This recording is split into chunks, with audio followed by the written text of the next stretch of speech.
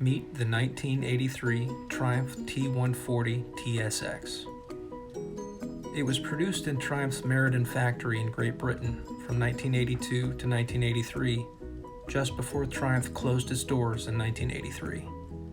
There were only 371 TSXs built.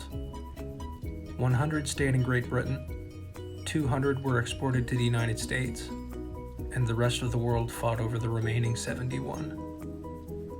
This particular TSX belonged to my neighbor's grandfather. My neighbor's dad gave it to me at no cost, and the only thing he asked in return was to be able to ride his father's motorcycle one more time. In the upcoming weeks and months, I hope you'll follow along as I return this long-neglected TSX to its former glory.